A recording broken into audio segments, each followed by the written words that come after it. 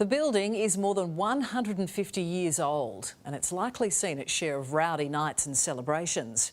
But the Imperial Hotel is now a far cry from what it once was, left empty for more than a decade. And locals want to help bring it back to its former glory. So we used to come down every Sunday as a kid. The family would sit around outside here in the beer garden at the tables. You know, it was a rite of passage to come out here and have a few beers with mates at the Imperial. Memories here are absolutely fantastic. It was the place to be.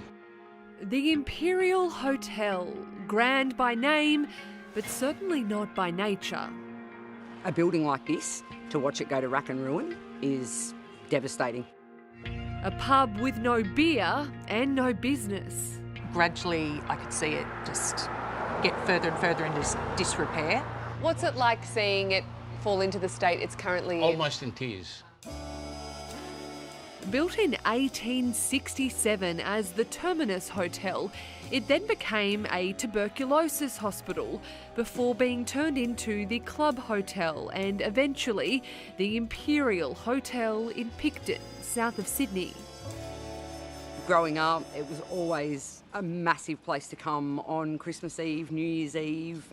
This is where all the community came. A building steeped in history, but in 2014 the long-time custodians decided to retire and sold the Imperial to the De Angelis family, which runs DHI Hotels and operates more than a dozen pubs. The current owners bought the pub more than a decade ago for a reported $2.5 million, but they never opened it. And despite its local heritage listing, it's been left to rot. It's going to end up being demolished by neglect.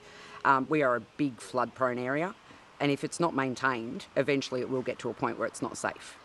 There's so many local communities. Alicia Boyle is now leading the local charge to get its hands back on the Imperial and restore it to its former glory. Open it back up as a pub.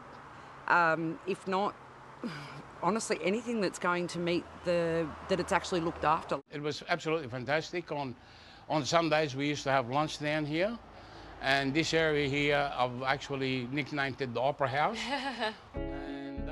Carl Klein is the former bistro manager. His specials are still written up on the chalkboard outside.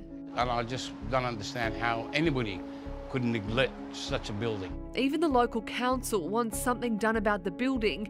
It's tried to buy the pub back from the owners. Deputy Mayor Matthew Death. The owners have said that they're not interested at this point in time and have walked away from discussions with council.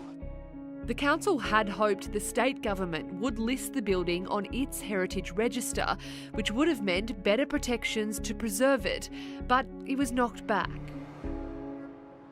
Local builder Jake Marino has put together a plan to revitalise the building. You don't want to see something so iconic to the local community go to the point that it's at.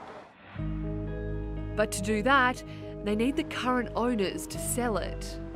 If something isn't done soon, it will get to the point where it'll have to be demolished. Do the right thing by the community, do the right thing about the heritage that they're currently in custodianship of, and actually bring it back to life and allow the community back in. And we have tried to get in touch with the owners, but haven't heard anything back.